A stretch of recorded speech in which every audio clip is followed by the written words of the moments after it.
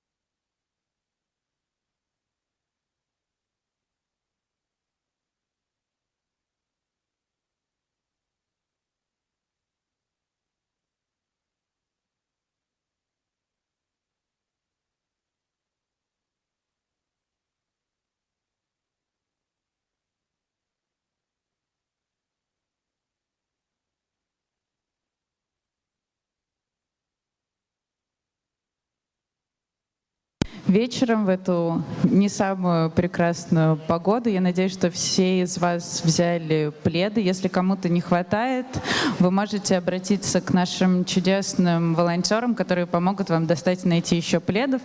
А также, пока мы еще не начали, я хочу вам сказать, что если вы не взяли переводы и наушники для того, чтобы слышать перевод наших спикеров, то вы можете обменять свои водительские права или паспорт на наушники.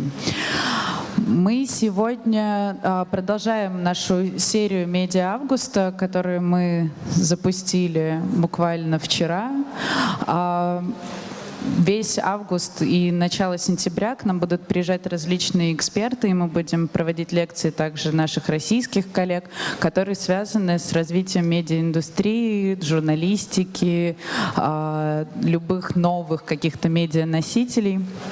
Из ближайших мероприятий, из тех, на которые вам, может быть, будет интересно обратить внимание, у нас будет лекция и воркшоп продакт-дизайнера из компании Medium. Мы также проводим совместно школу журналистики с афишей Daily. И мы еще принимаем заявки. И у нас будет очень интересная лекция и воркшоп про медиа-архитектуру. И еще одна хорошая новость, которую мы пока еще не выпустили в свет, это о том, что 25 августа мы объявляем набор в нашу образовательную программу, потому что «Стрелка» как институт архитектуры и медиадизайна имеет свою образовательную программу, и в этом году она будет посвящена новым медиатехнологиям и городу. Всю информацию про весь медиа август и про нашу образовательную программу вы можете посмотреть на нашем сайте стрелка.ком. А сегодня, я надеюсь, что вы все в курсе, на какую лекцию вы пришли. Сегодня мы обсуждаем контент. Мы обсуждаем контент и как доносить контент с помощью дизайна тоже. К нам приехали наши коллеги из BuzzFeed, которые сегодня вам расскажут, каким образом работают дизайнеры и контент-редакторы для того, чтобы донести до аудитории информацию в том виде, который мы видим на замечательном сайте BuzzFeed. Милли и Сабрина, пожалуйста, подходите. Поприветствуем, друзья. Спасибо большое. Хорошего вечера. Yeah? Cool. Thank you. Thank you, everyone. I'm Sabrina. This is Millie. We both work at BuzzFeed. We just want to thank you all for coming out here in the rain to hear us talk. It means a lot to us, so thank you.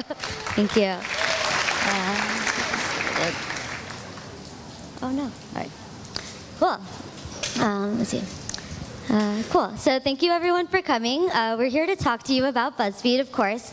So some of you may be familiar with BuzzFeed because you've seen a post shared on Facebook, or maybe you've watched one of our BuzzFeed videos, or you use the BuzzFeed app, one of those things. Today we're gonna give you an inside look at what goes on behind the scenes, behind all of those pieces of content, and yeah, it's gonna be interesting. So here's the agenda for today. First, Millie and I are going to tell you a little bit about ourselves. We'll tell you what we've been working on at BuzzFeed. We're going to take you back in time to show you how BuzzFeed started and how it got to where it is today. We're going to give you a tour about how BuzzFeed is structured today. And we're going to tell you about BuzzFeed's culture. The culture is how we're able to do what we do. And then we'll talk about two very specific case studies that where all these cultures sort of come into play. Okay? I'm going to let Millie introduce herself. Hi, everyone. So my name's thank you. So my name's Millie, and my background is fully in media, in kind of every part of media. I started in marketing and the business side, doing design. I did multimedia production, and then I was a writer, editor, and led editorial strategy at a journalism think tank in Washington, D.C. And then I moved to BuzzFeed. So I joined BuzzFeed in 2015 as a writer and editor on the launch team of the news app. I hope some of you know what that is. And then late 2015, I moved into this new role, and I'm now the director of global adaptation. And I can tell you a little bit more about that later, but I lead a team of 10 people and editors, translators around the world who take the best of BuzzFeed and share it with people around the world. Cool.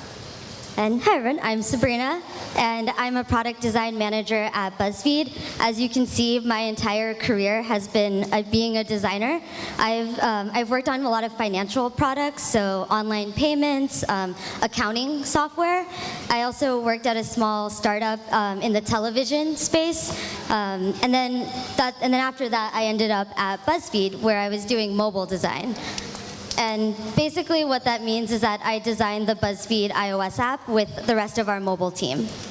And then that was when I started. After that, we grew the mobile team, and I led a team of 5 people, and we launched 4 more apps. We launched a news app, a video app, a quiz app, and animals app.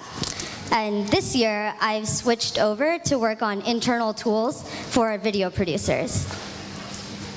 So before we get further talking about BuzzFeed, I think we have to establish what is BuzzFeed. Some people think it's a media company. Some people think it's a tech company. Some people think it's an advertising company. And the truth is, it's kind of all of the above. It's all of those things. It's a very new thing. The way that we define ourselves is as a cross-platform global network for news and entertainment. And one thing that we do that I think sets us apart is that we utilize proprietary technology to test, learn, and optimize. And we're going to tell you all about how we do that later. But first, just going to give you some quick stats about BuzzFeed. So BuzzFeed brings in 7 billion content views every month, and that comes from 200 million people worldwide. 75% of those people are coming from a social network, because we post to over 30 social networks around the world. So we post to Facebook, Instagram, Snapchat, Vine, and so many more. And 70% of all of our traffic is on a mobile device. So people are mostly reading BuzzFeed on their phones. We also publish in 6 languages, and we have 11 foreign editions in places like Mexico, Canada, let's see what else we have, Spain, France, and so forth. Cool, so let's go back in time, because we didn't start out as a cross-platform global network, and we didn't even know what that was when we started. So I'm going to show you how BuzzFeed has changed over time, and how we started out as a small website that grew into basically an ecosystem.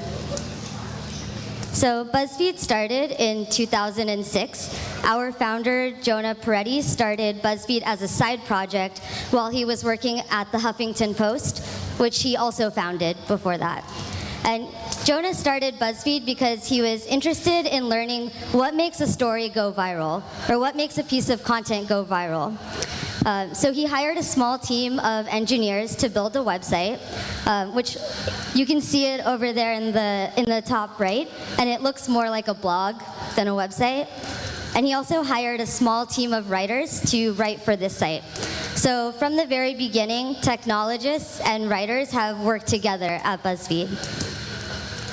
Cool. So fast forward to 2010, BuzzFeed has had a little bit of success sharing list posts and viral memes, but at this point we realized we needed to start thinking about how to make money in order to continue being a company.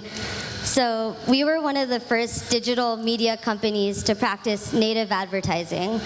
And what native advertising means is, instead of seeing a banner ad, BuzzFeed's creative team would create actual content that's sponsored by an advertiser.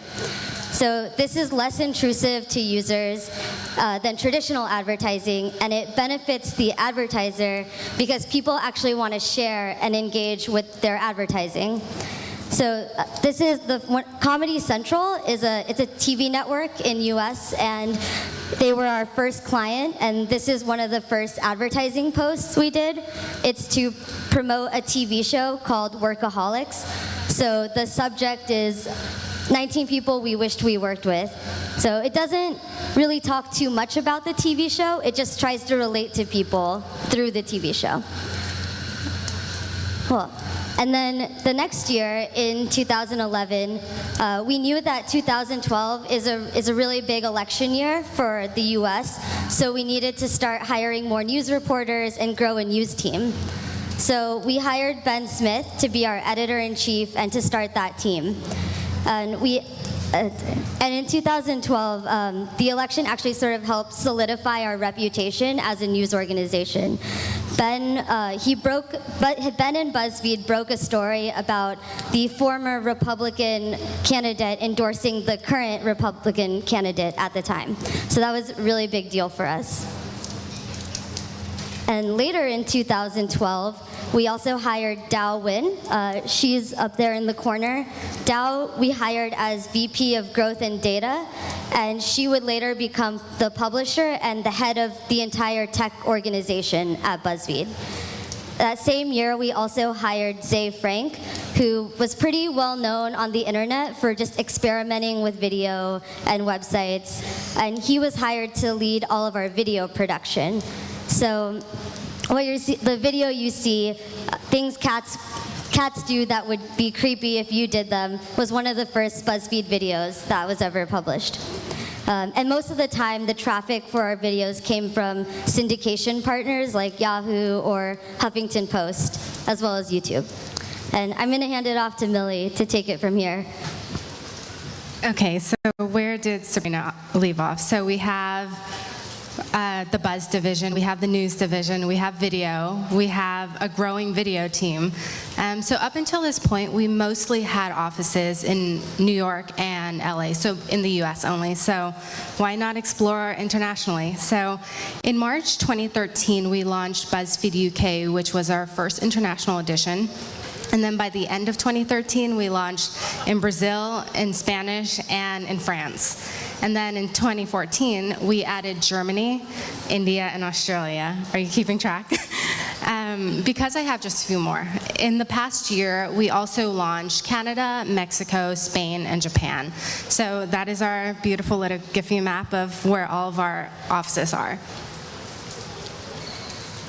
So now in 2016, we have 11 total editions that generate, as Sabrina said, more than 7 billion content views globally. And that's important because more than 5 billion of those are video, and more than half, so about 90 million unique visitors come to BuzzFeed.com each month from outside the US. So we almost care more about everyone else.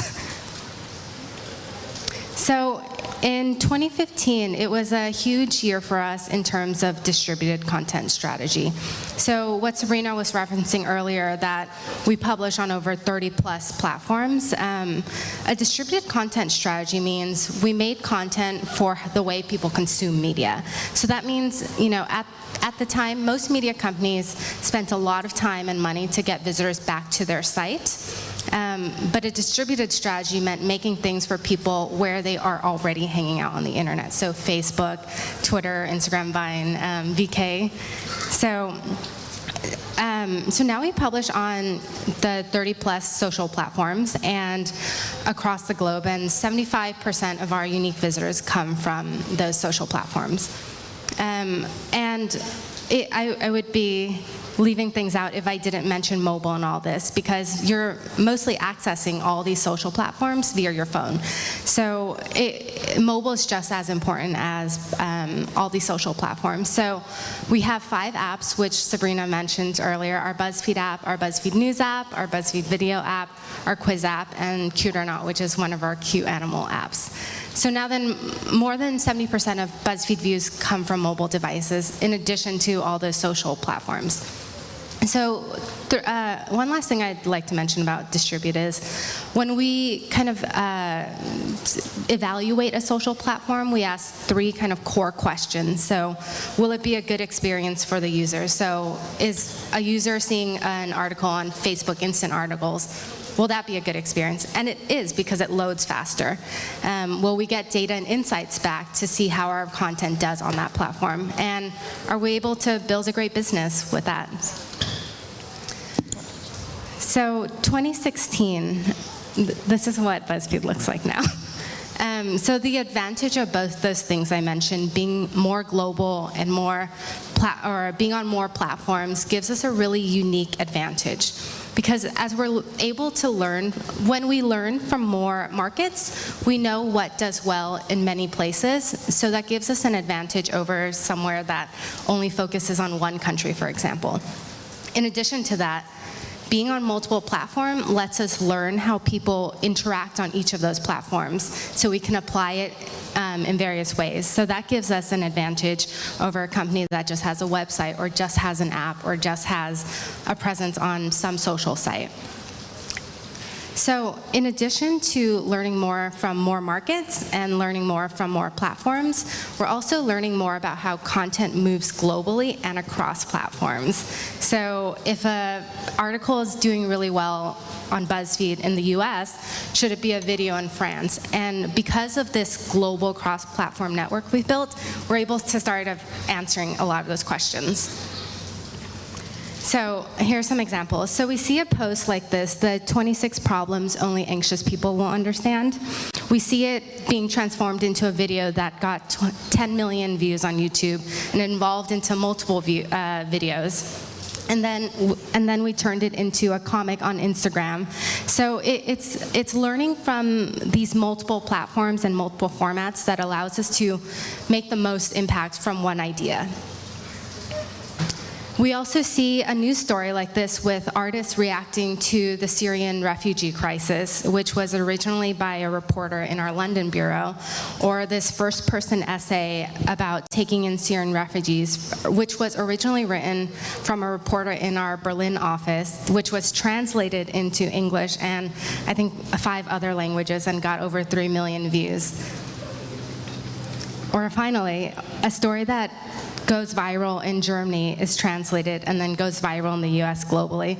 This is one of my favorite stories because it's just so unique, and we're able to leverage BuzzFeed's US audience and English-speaking audience to expose them to this story in Germany, which was there was a university door in Germany that was broken, so of course all the students started writing memes on them, like, where is the Techniker? Which is a German word that I don't know. But it's really cool to be able to expose an audience, you know, like 10 years ago this story would have stayed in Germany, and now we can push it everywhere. And finally, a video on how to make this 3-ingredient Nutella brownie that got over 75 million views in 5 languages. So this was originally made in English. We translated it into Portuguese, French, German, Spanish, and I think Japanese. And again, this is a way that we've taken an idea, put it in a format, and then multiplied that by translating it and putting it into more platforms. But making content is only half of it. We care a lot about sharing. There's no point in making great content if no one sees it. So like our founder, Jonah, says, it's easy to spend all your time thinking about how to make content, but it's just as important to think about how it'll spread. So it's being effective at both, and as his quote says, practicing the religion and then spreading the religion. That's what makes an impact. However, when you think about what makes up a media company today, you're usually just thinking about the content, but it's so much more than that. Like how Sabrina mentioned earlier, when you think of BuzzFeed, you think of apps, distributed, and the website, but there's so much more that makes all of that possible. And because we focus equally on making good content and sharing that good content, there's this whole universe of tools that BuzzFeed uses beyond just the ones that help us make the content, like a CMS, for example. So here's how BuzzFeed is set up. There are kind of 4 main parts. Business, in orange here, it's supposed to be red. Business, editorial, and tech. So our business department is made up of people from advertising, creative, sales, client relations. Editorial would be reporters, writers, and social. So these are the people who distribute the content on multiple platforms. In video, as one would expect, there are producers, except at BuzzFeed, producers write, act in, and direct all their own content. And then there's post-production and quality control. And like editorial, of course, there's also social people to distribute the video content. So something special that Sabrina designed this chart, of course, so it's beautiful. But in addition to this, you kind of see tech touching all of these, and that's because tech is this overarching layer across the three content creators. So tech provides the infrastructure, the tools for each of these three parts to make things and then share things. And of course, you can think of tech as being made up of designers, developers, product managers, and data science. So I'll let Sabrina talk about that infrastructure. Yeah, so I'm going to tell you a little bit about the tools that the tech team builds for the rest of the company at BuzzFeed. So really only about a third of what our design and developer teams work on is the website or the app. Most of what we work on are these tools that you see behind us. So there are some tools that multiple departments use, like our content management system or CMS. Everyone uses that. Whether you're in business, video, or editorial, everyone uses it. But you can see there are some tools that only video uses, and we make it just for them so it fits their needs. And on the other end, there are tools that only business uses. Like, for example, there's an ad management tool where they're tracking the money that's being spent, and nobody else needs to do that but that team. So some other examples are the editorial team has feed curation tools. So those tools help them determine what you see on BuzzFeed.com or the order of what you see in the app. Again, no one else needs that. But yeah, so basically we try to build tools at both the beginning and end of the content, I guess, creation and sharing process. So like reporting tools where we learn how things have performed, and also tools that let you easily distribute to multiple platforms at the same time. And basically if we hook up these distribution and reporting tools to our creation tools, it makes them that much more powerful. And I'm going to let Milli's going to talk about how these tools fit into the actual workflow. Okay, so this is kind of a sample of what a piece of content might look like at BuzzFeed. Someone would create it in the CMS. Pretty simple. And then maybe you need a GIF or an illustration that someone else made on the design team. You would go into your content discovery tool, take that, put it in your post, and then what we talked about sharing, you optimize it. You make sure the thumbnails and the headlines drive the most traffic, because there's no point in making great content if no one looks at it. And then that gets to all these distribution tools. So you can distribute it on the website, on our apps, or on social media. And then, like Sabrina was saying, we have reporting tools that help us determine whether a piece of content does well, and maybe what topic it is, why it does well, where it does well, with whom it does well. And then at that point, we can say, oh, this topic worked here, like that Nutella brownie video. Let's translate it and adapt it to this other format, other platform, other audience. And then that process continues again, right? You have this new piece of content in, say, Russian now, and then you redistribute it. So here's a slightly different example. So you kind of have the same process up until that translation and adaptation point, right? Say you've looked at the reporting and the data and said, this works well. You translate it, and maybe it's that anxiety post, and you turn it into a video. You would make that video, it would go through all of our video production tools and then the quality control tools, and then you would distribute it like you would any other post. So why do we bother doing any of this at all? It's a lot of work to make things and build things and make tools to help us do that. So BuzzFeed measures success by the impact on people's lives and the world around us. So for the content we create, and I know I've talked about sharing a lot, and that's important, but something we care more about is someone actually doing something? Does it help people improve their actual lives? Does it result in actual change of powerful institutions? Did it change a law? Does it help make the world more open and the media more diverse? And does it help people connect with one another? You share things because you laughed at it and want your friend to laugh too. So extending content to more apps, more platforms, and more markets allows us to reach a larger audience and make a bigger impact. So on editorial, we kind of think of impact in two different ways, right? There's qualitative data and there's quantitative data. This is quantitative. This is a series that we did that resulted in a law being changed. So our investigative team found that in Texas, poor teenagers were being sent to jail because they would miss school for whatever reason, and then they would get these really expensive fines, and of course they couldn't pay them, so then they would be sent to jail. So, this is right after our reporting came out. Texas lawmakers had no idea that this was happening and were shocked.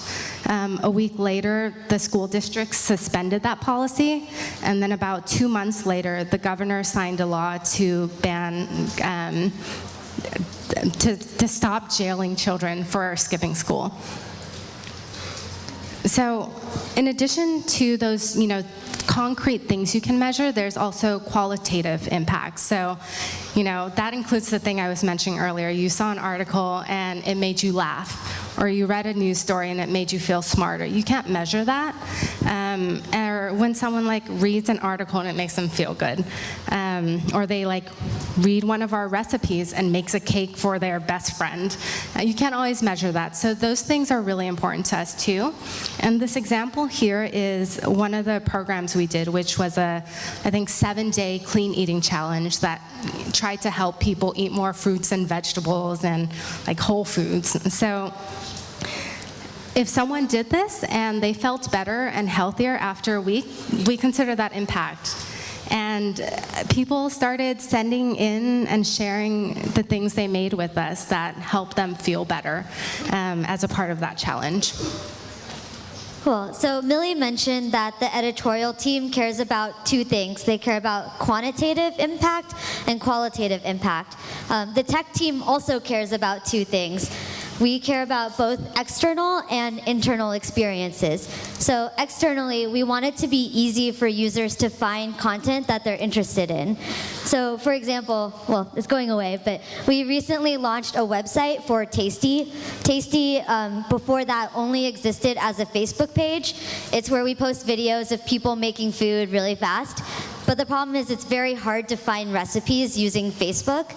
So we built the website so people could search based on their dietary preferences or whatever they're in the mood for. So that's us trying to make it easy for people outside of BuzzFeed to find our content. And then internally, we want to use technology to make the process easier for our content creators. So our CMS, or content management system, is a good example of that. And our philosophy is to try to find ways that technology can erase the boring parts of someone's job. So mundane tasks that, busy work, things like that. We want technology to automate that so that they can focus on the creative parts of their job, because that's what builds us better content in the end. And so with that in mind, we're going to tell you a little bit about these 4 values that me and Millie believe are really a part of BuzzFeed's culture. And those values are experimentation, data, adaptability, and empathy. And I want to sort of point out that no one ever officially said that these are the 4 things that our company has to care about. Nobody demanded that everyone care about these things.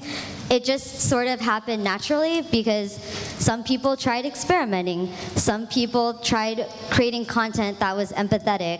Some people started paying attention to data. And all these things sort of worked for us, and they were successful. And everyone else was like, oh, I want to do that too. So that's sort of how these came about. And I'll let Millie talk about experimentation. So yes, let's start with experimentation. I don't know if this is familiar to you, so you can watch it. But to BuzzFeed, experimentation means not only just testing and trying out new ideas, because we all do that, right? But it's doing so in public so you can get real data from a real audience. to inform like future decisions, product designs, etc. But if we relied on testing just internally, BuzzFeed employees would probably say good things because they work there, and they'd be afraid to give criticism. So this Facebook Live watermelon example is such a good example of this value, because this wasn't the first time we did a Facebook Live video. This was probably the 20th or 30th time. And to explain a little bit more about this video, earlier that week, our LA office decided to play a prank on their boss for his birthday. So what they did was, while he was in a meeting, they put baby goats in his office and waited for him to discover it, and then live streamed it. So he kept running late. He got out of the meeting. He ran to the restroom. He was talking to someone in the hallway. So every time, like, one of our employees kept saying, like, be quiet, like, he's coming, I swear. And eventually he came in and discovered them and thought it was amazing. But what we unlocked with that experiment was not that Zay liked baby goats in his office. It was the value of anticipation for this format we were working in, so Facebook Live video. So it was a shared experience of waiting for something to happen. So you know it was going to happen, but you didn't know when, but you knew it was going to happen. But I mean, we knew that no one would care that Zay, like when Zay would actually come in and what he would say or what his response was. We just cared that, we just wanted that one moment where he came in and was like, why are there goats in my office? And we also saw it quantitatively with the numbers. So as this stream was going on, I think it was about 20 minutes. And if you were watching that stream, you could see all the comments like, why am I watching baby goats? But this is so interesting. So, you know, the number of live viewers steadily increased as we were all waiting for Zay to come in and discover the baby goats. And then he came in, and then viewers started steadily dropping off. So we ran with that idea of anticipation. How can we build anticipation with Facebook Live? And then in a brainstorm, someone was like, what if we tried to see how many rubber bands would explode a watermelon? And we said, sure, that sounds great. And then that's how it happened. Oh. Is it? So another example of experimentation and this value is that something I worked on when I first got at BuzzFeed, literally my second week, my boss was like, okay, now create the BuzzFeed News newsletter. But before we officially launched the newsletter, we did a lot of prototypes and shared them with the public. So this is me on Facebook saying, I wrote this thing. Tell me what you think of it. Is it interesting? Would you read it again? Did you follow the story? And then we wrote about it and shared about it across all of our social media platforms because we value that transparency and sharing what we've learned. So our prototypes range from what would become subsections of our newsletter to kind of the whole newsletter. And the most valuable thing about experimenting in public and sharing what you do with a real audience is that you don't get too attached to one idea. You don't think, oh, I thought of this genius thing and it's the best way to do something. You continually tweak and edit based on the product and the people you're making it for. So while prototyping in public can be anxiety-inducing because you're sharing an unfinished and not perfect product, it made our newsletter so much better in big and small ways. Cool. So Millie just talked about experimentation, and I think of experimentation as a way to get data as quickly as possible. So you're not sort of going away in a locked room and spending 6 months building something only to learn 6 months later it didn't work. And at BuzzFeed, we're very big fans of data. However, like, something that we really focus on is how can we fully make use of data. And so the slide that you're seeing, some of you guys might be familiar with the dress. It's the most popular BuzzFeed post ever, the "What color is this dress" one. This is actually a visualization of the load on our servers the day that that went viral. So you can see things are normal for a while, and then it just like explodes. Actually, our servers went down, and our tech team had to spin up new ones like on the fly just to allow people to view this post. So that was kind of interesting. But so this is one of the ways that tech goes through a lot of effort to make sure that we can collect data, and all kinds of it.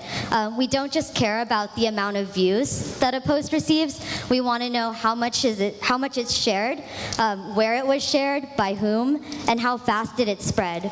Was this content evergreen? Like, does it always have a life? Or did its traffic peak really fast and then die just as fast? And so knowing the answers to these questions can help content creators better reach their audience, or in some cases, it exposes them to new audiences. So to support these endeavors, every single post gets its own dashboard, which you can see on your right. The dashboard breaks down traffic over time, and it compares seed views to social views. So a seed view is sort of like an organic view. It means someone went to our website, they saw a post, and they clicked on it on their own. Where a social view is, you can probably guess, let's say that same post is shared on Facebook, and then someone clicks on it, and then they visit the post. That's a social view. And you can see in this example that social views are a much bigger driver of traffic than seed views. So that's why we care so much about sharing. And of course, like, the dashboards also tell you like what sources your traffic is coming from and other helpful bits of information. Another example of how we make data actionable is the post optimizer, which is on your left over here. So this is basically a tool that we give editors so they can test out different thumbnails and different headlines and different combinations of thumbnails and headlines. So depending on how many options you want to test out, BuzzFeed will sort of split up the audience that sees the thumbnail. So it'll be like only 10% of people will see this thumbnail, and only 10% will see this one. And after a certain amount of time, you can set it so it automatically chooses whatever the winner is. Like which thumbnail drove the most traffic to your post, or which headline. You can also set it so it sends you an email after a certain time if you don't want it to automatically change it, but you just want to know for the future. So this is interesting because it can do the work for you, but you can also learn from this, and one day you might not even need it because you just know what works. Well, Baby's really weigh, is it? How heavy is it? Down. It's a big shift. You suddenly have all this mass in the front. We can watch this video. we'll let you watch this video. Nope.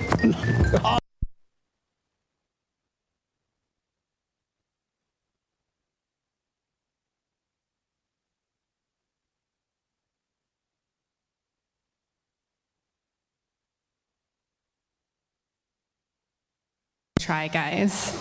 So, yes, they have some fans here. I'll let them know. So they're a group of 4 young men who put themselves into situations that they wouldn't otherwise experience. So this video of them is them trying on a pregnancy vest to simulate how it would feel to be a pregnant woman, because none of them are pregnant women. So they did a whole series on motherhood, and this video was one of those videos.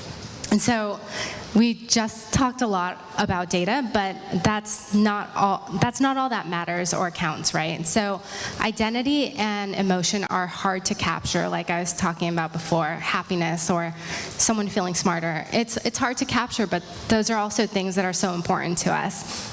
And so, back to how we evaluate success. We measure success by our impact on people's lives and the world around us.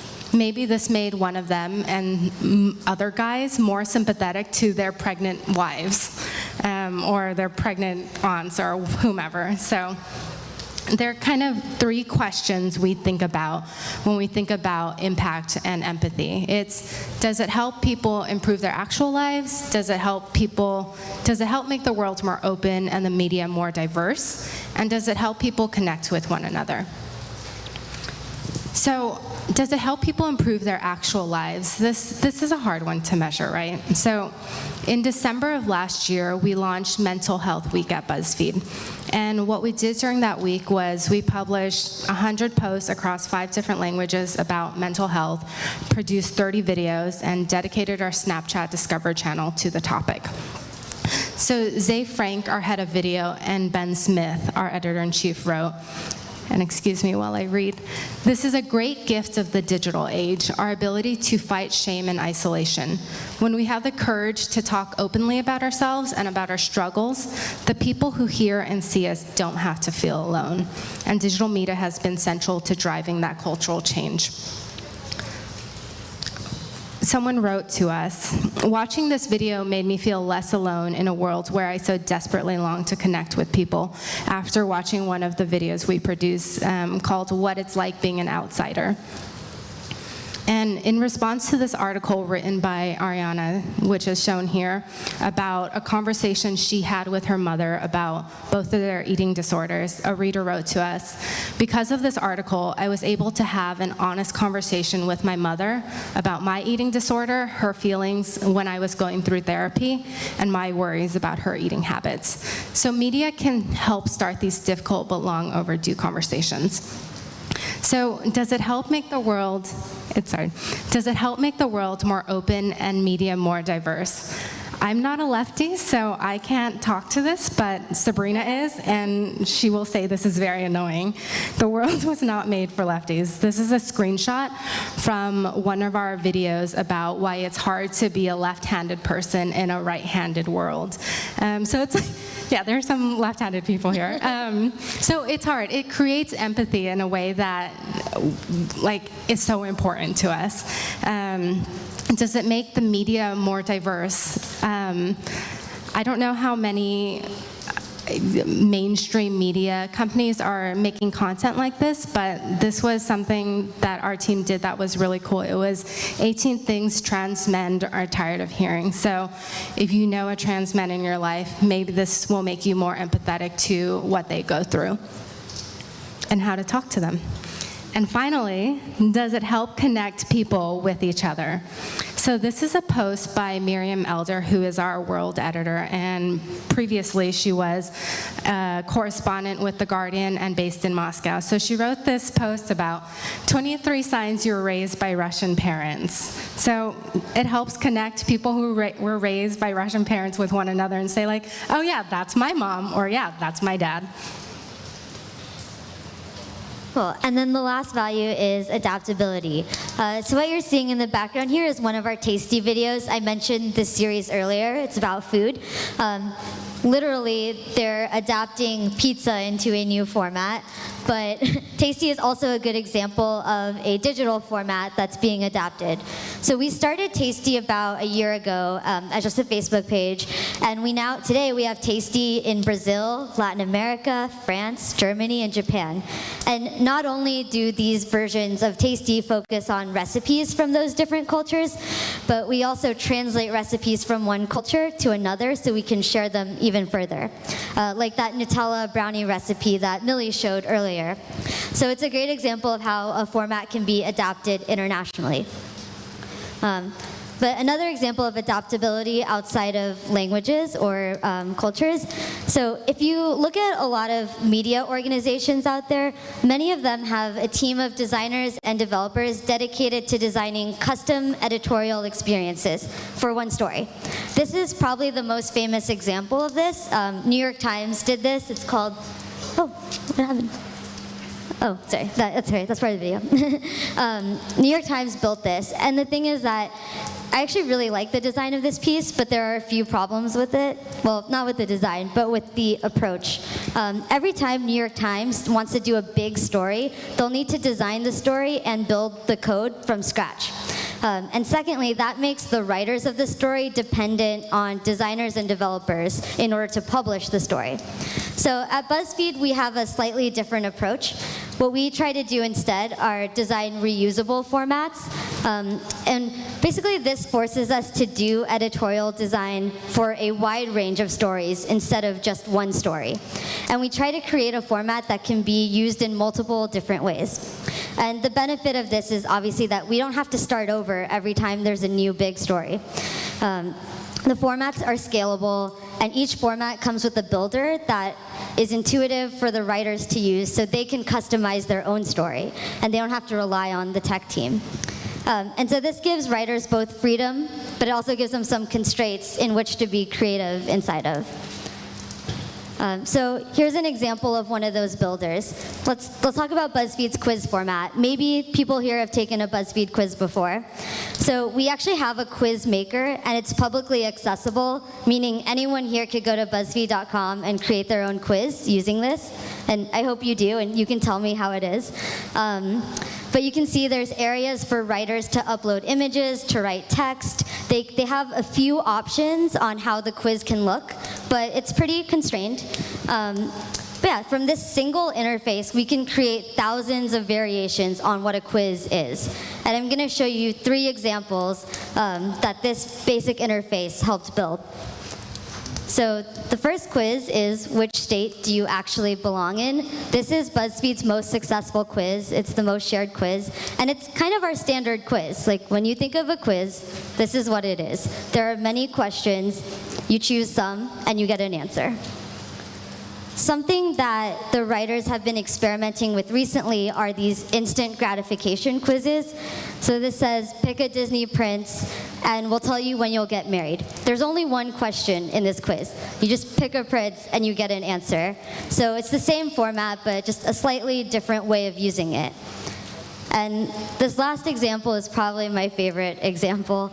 Someone took our quiz maker to create a choose-your-own-adventure game. So depending on your answers, this quiz will spit out a piece of fan fiction describing a different kind of date with a different member of the boy band One Direction. So there are endless possibilities. I'm not going to make you guys watch me take this whole quiz. And those are all the values, so I'll hand it over to Millie again. So we decided to kind of take this case study approach to show you how we actually implement those values, all of them, across two different things. So the first is the news app. So I mentioned newsletters when I was talking about experimentation earlier, but it didn't stop at the newsletter. So designing and building an email newsletter takes a lot of work, but compared to a news app, it doesn't take. It's a smaller investment of time, people. You need just a writer and an editor for a newsletter. You need multiple devs, designers for a news app, for example. So as a lower stakes product, the newsletter, we can launch it more quickly, and then we could an app and start getting that data back immediately. And it was that experimentation that helped us launch an even better app. So with the news app, we really worked collaboratively across multiple departments. So editors would sit with developers, designers, our product managers to dream up what would be the best experience of getting news on mobile. So here's an example of one of the features in our news app called Quickly Catch Up. So this is a really good example of how a feature was made better when editors worked with designers and developers and used user feedback at all stages of the process. So the feature started as something we did with the email newsletter as a way to quickly catch people up on what's going on around the world. And after getting a lot of positive feedback on the kind of purpose and tone in the newsletter, I was an editor at the time, so I decided to try it in the news app. The value proposition was that if you open the app within like 3 seconds or however long it takes you to read 3 bullet points, you would know all the top headlines. So it began with us hacking a few bullet points, right? This was a tool we had, so we just tried it.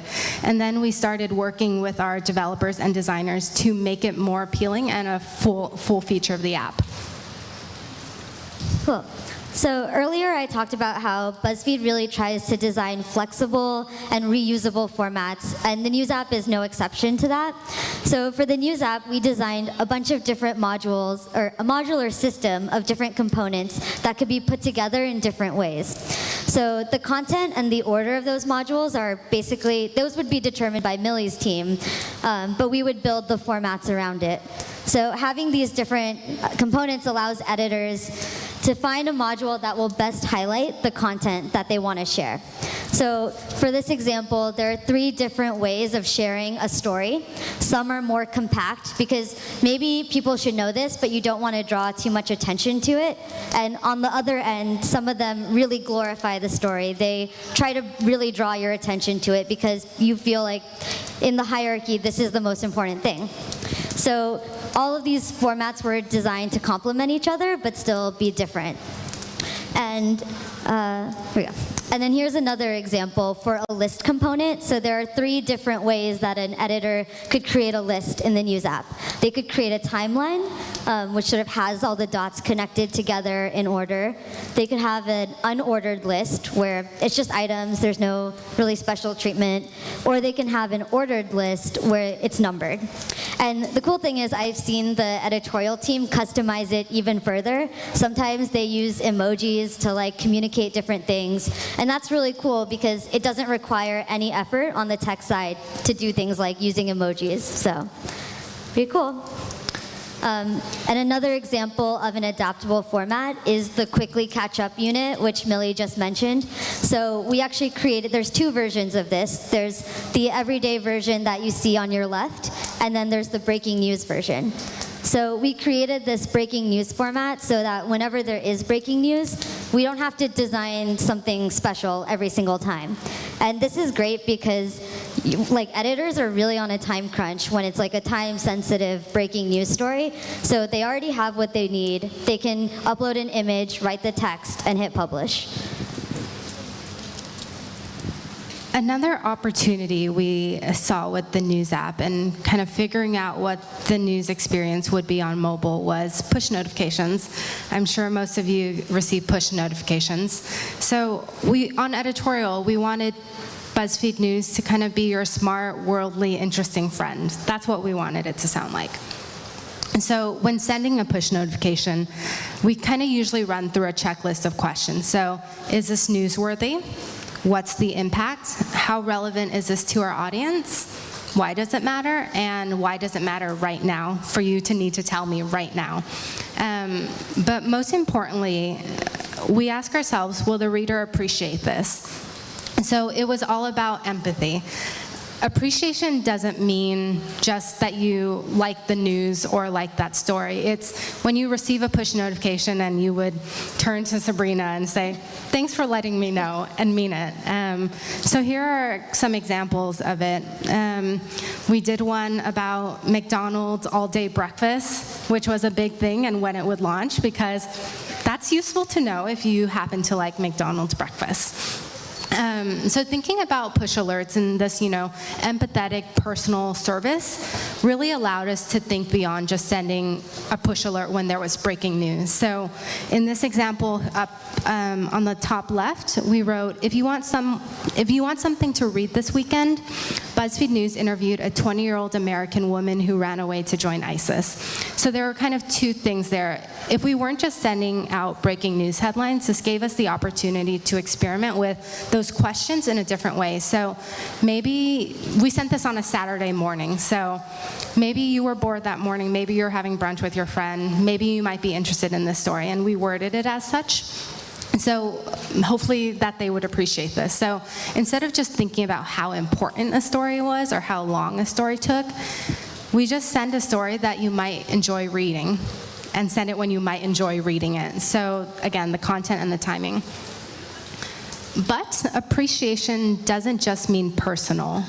These are, we think of empathy in push notifications as a way to be considerate to your readers. So maybe that's providing context and adding more information, which by the way is very hard because push notifications usually get cut off about at 120 characters for most mobile phones, so that's shorter than a tweet. So how can we provide the most information?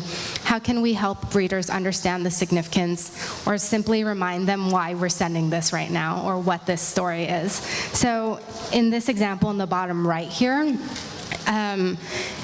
it was about the Costa Concordia, and the push notification reads, Italian captain who abandoned the Costa Concordia ship when it wrecked in 2012, killing 32, was just sentenced to 16 years in prison. So when this news happened, all of the editors turned to each other and was like, what is the Costa Concordia?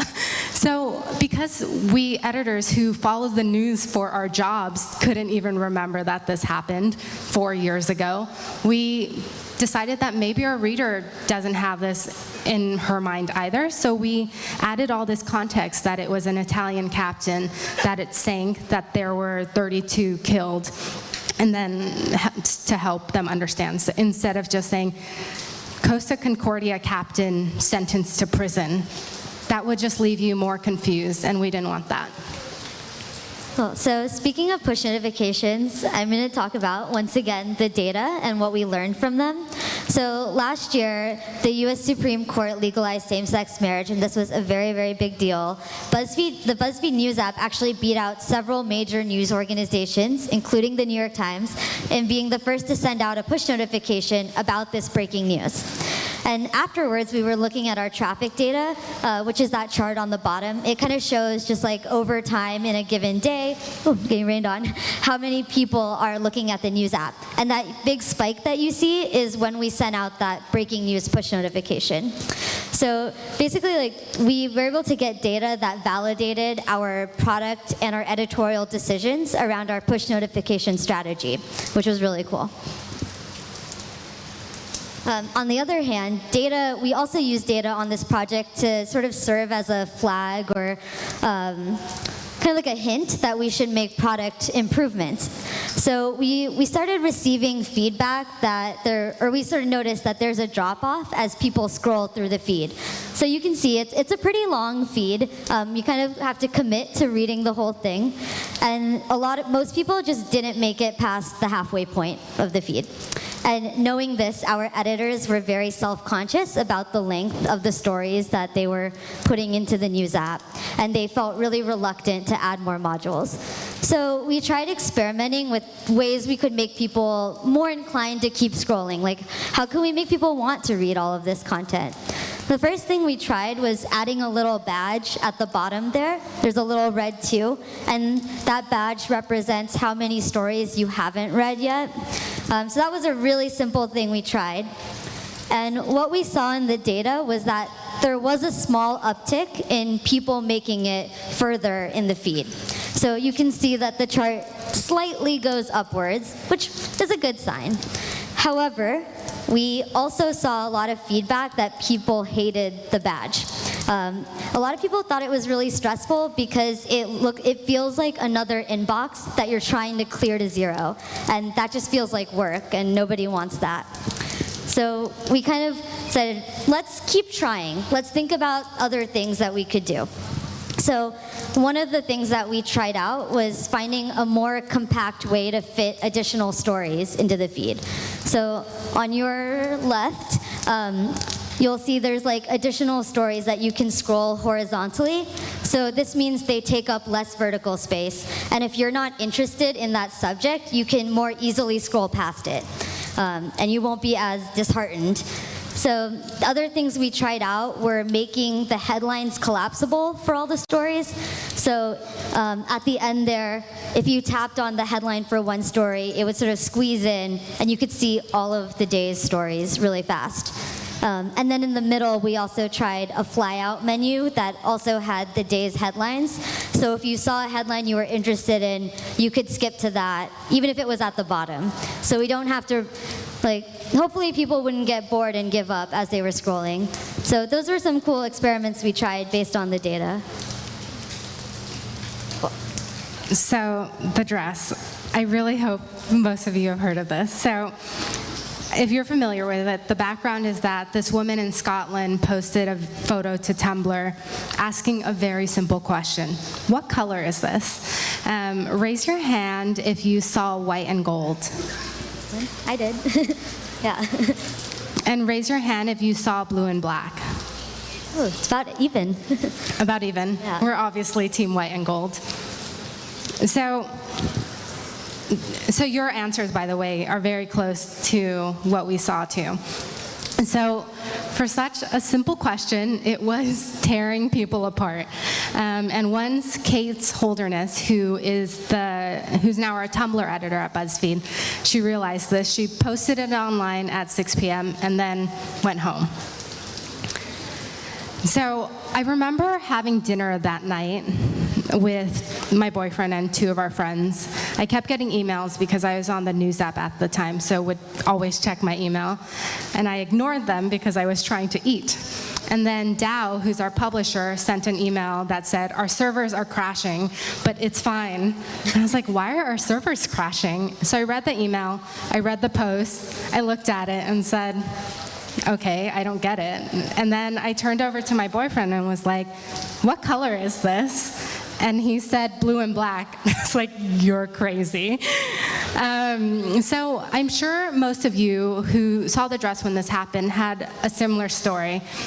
So let's talk about how this dress happened. So like I said, it was kind of the late afternoon, around 5:30. Kate was finishing up work, which included running our Tumblr. And on Tumblr, there's an ask feature where you can submit a question for an editor who runs the blog to answer. And so someone sent a message saying, can you help me settle this argument? And remember I told you about that dinner table story? Kate did the same. She was in the office. She found other people who were in the office and said, what color is this dress? And she had the exact same experience. And when she asked them, like, what color is this dress? She noticed that, like in the comments where everyone was angry and arguing about it, everyone was doing that in real life too. And one of the things at BuzzFeed that we do is, if it makes you feel something, post it. You should post it, because maybe someone else will feel something too. So that's what she did. It took her 5 minutes. She just put the picture up, posted a poll, and then went home. So Kate published her post at 6:14. 22 minutes later, Twitter reported its first noticeable uptick in tweets. So the dress was averaging 5,000 tweets per minute, about half white and gold, half blue and black. Cool. And so once again, I'm going to talk about how the data applies to this. So the dress was like a dream for our data scientists because we had so many data points based on all the traffic we were collecting.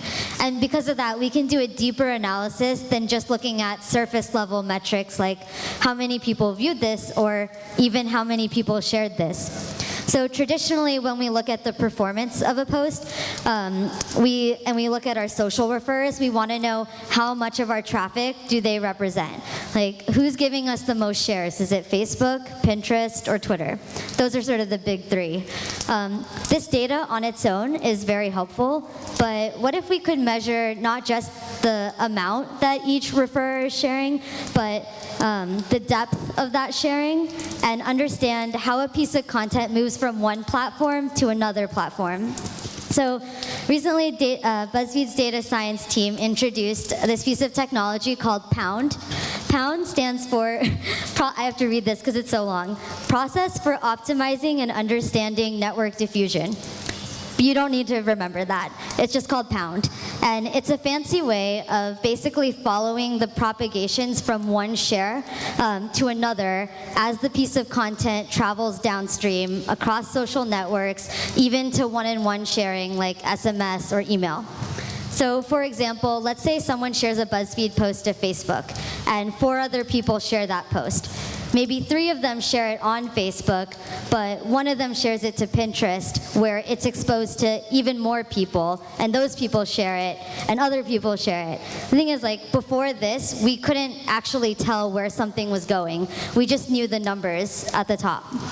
So basically, Pound helps us track all of that. And this is basically what Pound looks like. This is a visualization of the dress post in terms of data. What we found is that every piece of content at BuzzFeed has a unique shape. Some stories are very shallow, which means that maybe someone very influential shares it and it gets viewed by a lot of people, but not many of those people want to share it again. On the opposite end, there are stories that might be very deep and have a lot of depth. So maybe it doesn't appeal to a broad audience. Maybe it's like a small audience, but all those people are sharing it. So that's like a very deep post. And the interesting thing about the dress is that it was both. A lot of people both viewed it and a lot of people shared it.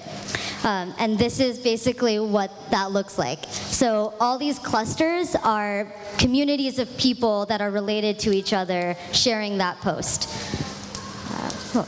And I think the most interesting takeaway from this technology that we learned is that while Facebook, as expected, contributed to most of the shares, a lot of it actually originated from Twitter. Basically, while we didn't get that many direct referrals from Twitter, most of those people who were sharing on Facebook got the link from Twitter. So this basically tells us that Twitter is more influential and more important than we originally gave it credit based on just the amount of shares alone. And we're going to let this video play here about the dress. There's sound? We're all seeing it in two completely different ways. Are people lying? Have we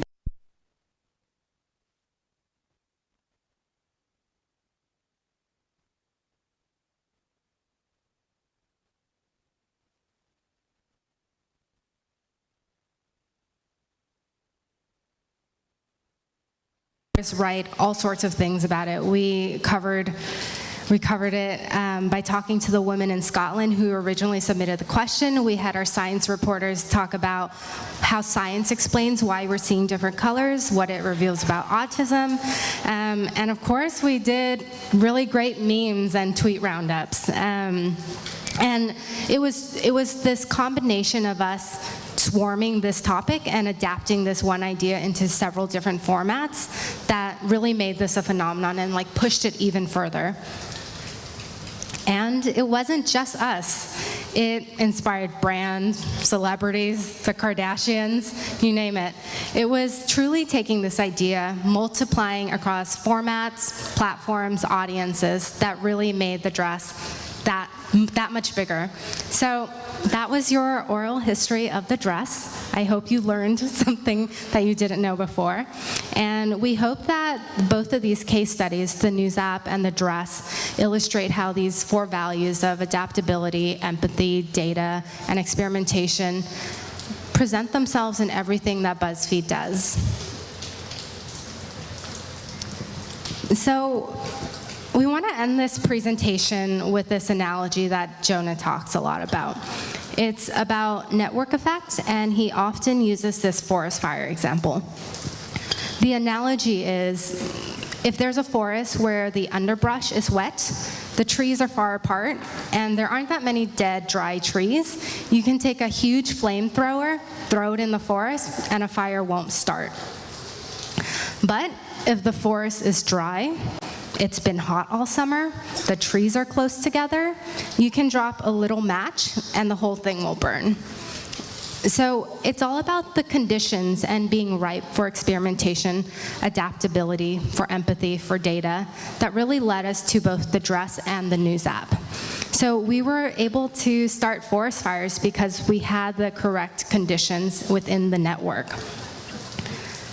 So none of these things were an accident. The dress wasn't an accident. Sorry. So BuzzFeed has built an organization where we can identify weird things like the dress or the watermelon, or find this opening to be the best at delivering mobile news, and then create and document these things, capture and then analyze the data, and then repeat it all over again and be even better the next day. So to quote Paul Ford's fantastic piece about the dress, we have this quote: hire tons of people, let them experiment, figure out how social media works, and repeat endlessly with lots of snacks. We have really good snacks. Robots didn't make this happen. It was 1, a hint of magic, and 2, some science, because the dress is not about traffic as much as culture. So I'm sure all of you guys have really great ideas, and when you're thinking about how to share your ideas, or better yet, how to get other people to share them, some questions you can ask yourself are, well, how do you make it more shareable? How do you appeal to that audience? How can you adapt your idea to reach new audiences that maybe you hadn't thought of before? How can you get your idea in front of that audience as soon as possible to verify that it is a good idea? And how can you build off that idea to create new ideas? So we can't wait to see what you guys come up with. Thank you.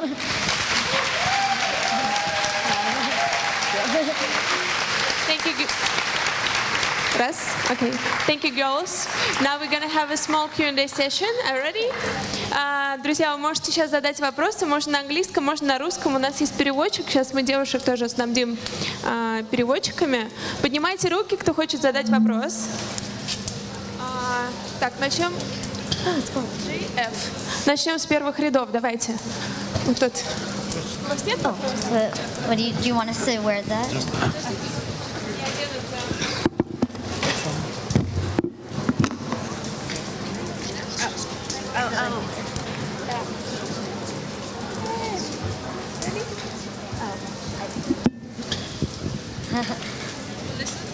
Can you just repeat that question one more time? There was no question yet, sorry. There was no question. Can you hear me? Yeah, that was. I was like, Yeah, hi, I'm over here.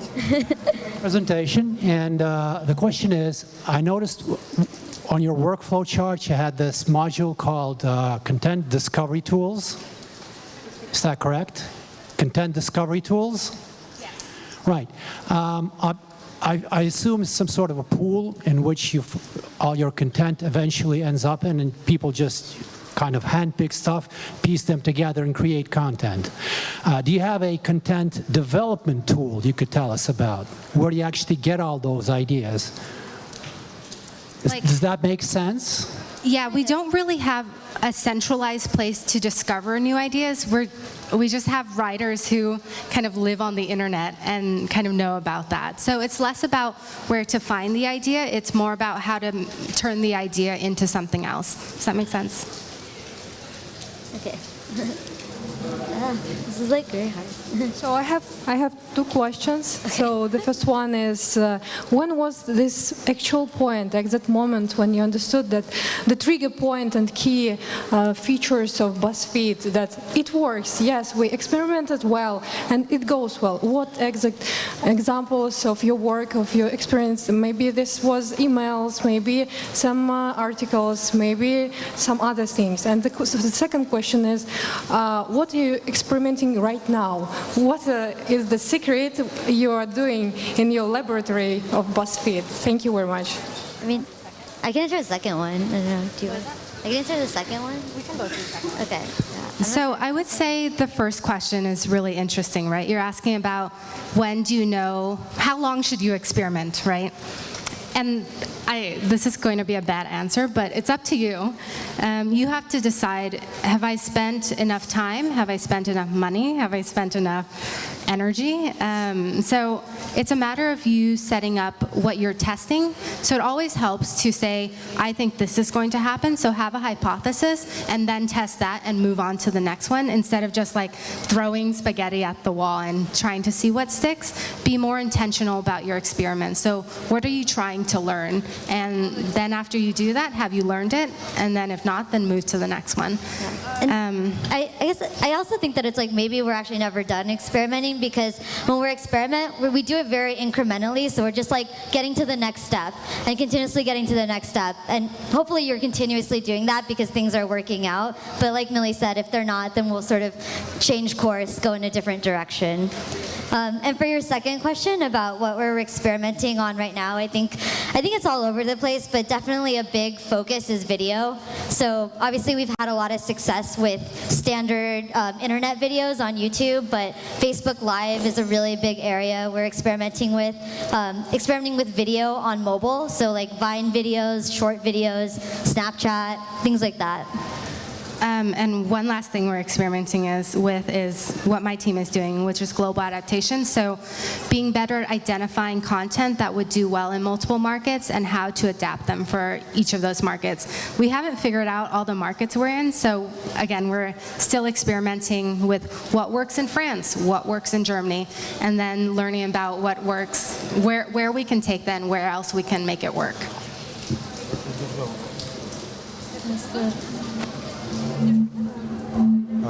Hi, here are the agents of division asking. So we have three questions. The first one, what was the name of the CMS which you used and which the BuzzFeed uses? And the second question, what do you think about the future of media? This is kind of a wide question, but it's all right. And the third question, what do you think about your launch in Russia? Did it fail? Did it win? Or what does happen? Thank you. Oh, I think, yeah, our CMS is a custom, I don't know if you were asking if we use someone else's CMS, but we built our own from scratch, so it just works for our writers' needs, basically. It's called Super Poster. Yeah. What is the future of media? Who knows? We're trying to figure it out. I don't know what the secret is. I spent a lot of years thinking about this. Right now, the future at BuzzFeed is really becoming that cross-platform global network. So figuring out all those platforms and being the best at them, figuring out what markets we're in and being the best at them. So that's what I would say is our future, at least. Yeah, I also think the future of media is a little more democratic, maybe, than the past, where access to media was a little bit harder. Like you had to have a certain, maybe, level of education or income to sort of be able to be in the position to dictate media, where social media has made it a lot easier for everyone to be a part of that and contribute.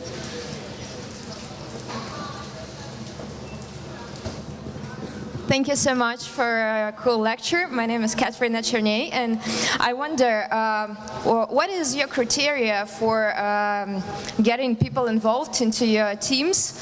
What should they be like? Can you make a little portrait of an ideal candidate for your video team of BuzzFeed? Thank you. For videos specifically, or For videos? Video is hard because they just hire really creative people. I mentioned earlier that producers write, edit, produce, and act in their own videos. So it's about someone who's comfortable with experimentation all the time. So you're learning so many different things when you make one video, right? You learn whether you acted in this way, how do you convey this sense of emotion. You learn about how to direct it, if maybe this shot was better than that. So I think just like flexible people who are always growing.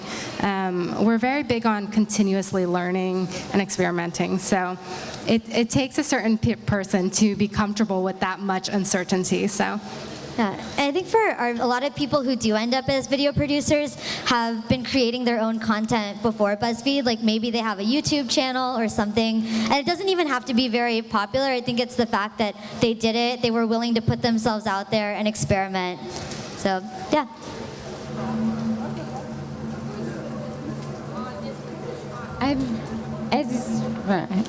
As you spoke about in the presentation, the BuzzFeed has gotten more and more timely with its content, especially with BuzzFeed News and the push notifications. Is BuzzFeed working towards becoming more local or hyper-local, further than just the 11 globalized versions, working at, say, information for Moscow or Krasny Oktябrь, the region we're in right now? So we kind of have this secret presence on VK right now. So if you look for BuzzFeed on VK, you'll find it. We have a freelancer who works with us. And To your question about being hyper-local, we're so obsessed with impact right now that I don't think we're going to launch in like a city, but that example I showed you earlier about the Texas truancy law and how we affected change in a very small city in Texas, that's an example of making a big impact without needing to be hyper-local. Our editorial is set up where reporters have a lot of freedom to kind of really get obsessed about a topic and figure it out. And yeah, I think there are ways to go deep without necessarily launching a whole edition somewhere. Something else that we're looking into on the international team is maybe launching in a new country doesn't mean launching a whole edition with posts. Maybe it just means launching on WeChat or Line or Kakao Talk. So that's something we're looking into right now.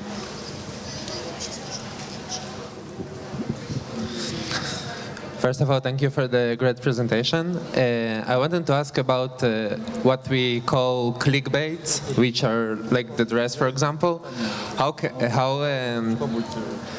When you try to make specific media for specific people, usually it's like high-end stuff.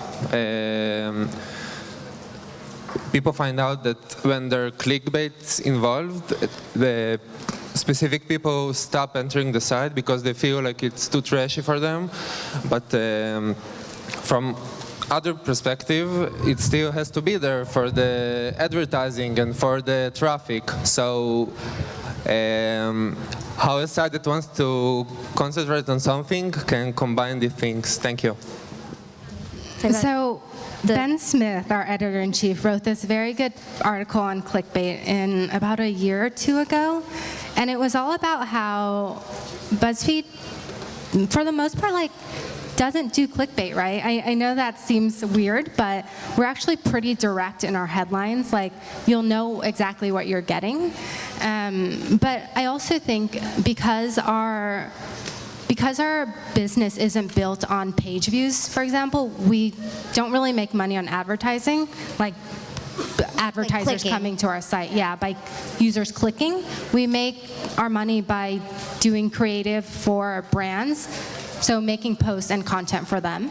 So we're not, when I said we're not trying to bring traffic back to our website, when that is gone, we don't need to do clickbait. Our mission is to, when I was talking about distributed earlier especially, if we're putting stuff to you and not making you come back to the website, you get everything where you are. So our goal isn't to drive back clicks, but I think sometimes a good headline is a good headline, and sometimes that might be a question. Why don't you bet on audio podcasts instead of video? Don't you evolve? Why don't you evolve and develop an audio podcasts? Why don't we do it? Yeah. We actually have a huge podcast team. But you don't tell much about this. I mean, it's all about video, not audio. Yeah. Why? That's actually a really good point. We have a really amazing podcast team. They do the Another Round podcast. We have political podcasts. We have a tech podcast.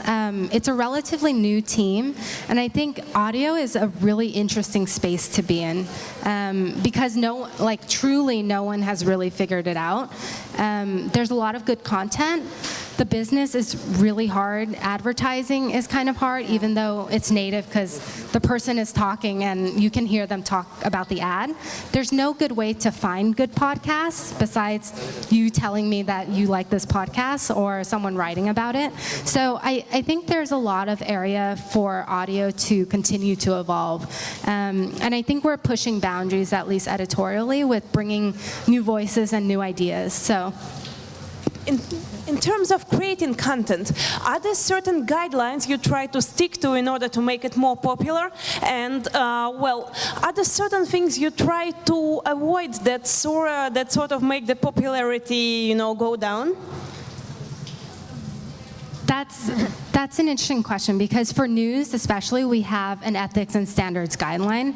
And those aren't necessarily things about whether the post will do well, but it's how can we earn the trust of our audience? And there are things you can do to lose that trust, like post things that aren't real, for example.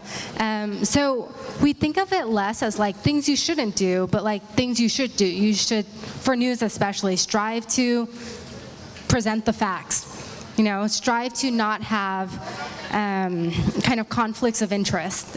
So those are the type of things we do to make our content not bad. In terms of how to make our content more shareable, it's less about editorial guidelines and more about, it's that and the tools we use. So.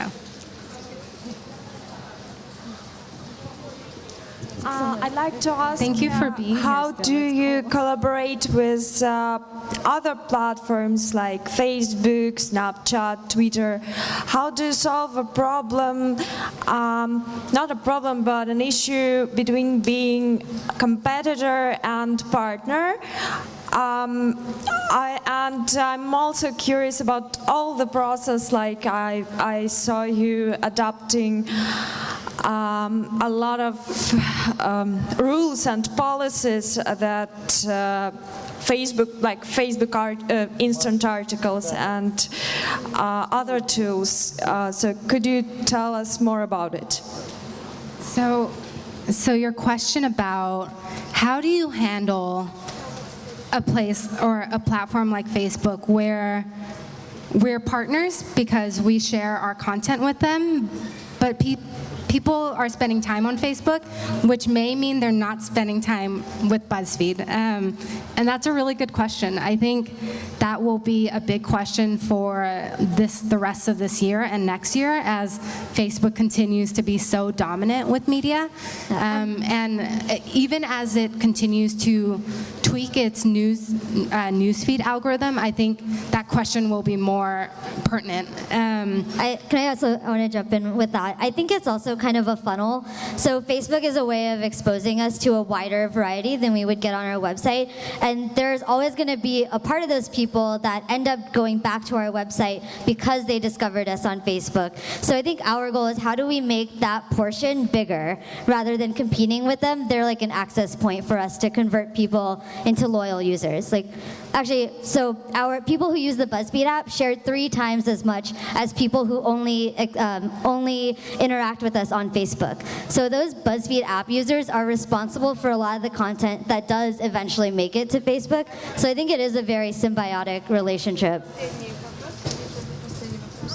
So now it's time for the last question, okay? From there. Last question? Sorry.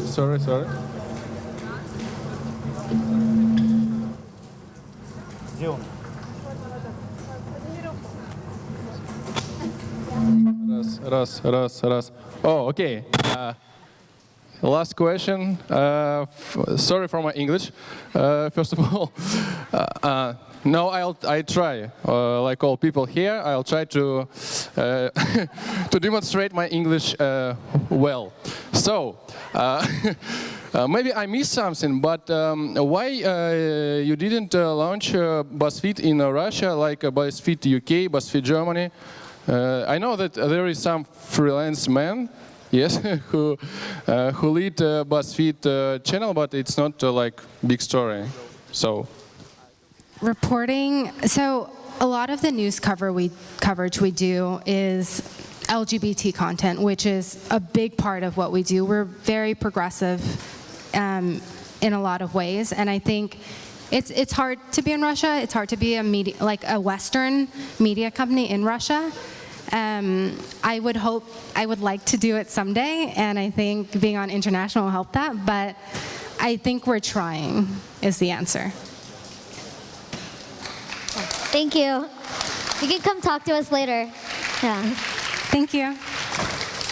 Друзья, спасибо, что пришли. Мы завершаем, все очень холодно. Вы можете попытаться поймать наших гостей сегодня вечером. Не знаю, возможно, они останутся в баре. Спасибо. Приходите к нам на следующее мероприятие «Медиа августа» и другие лекции. Спасибо.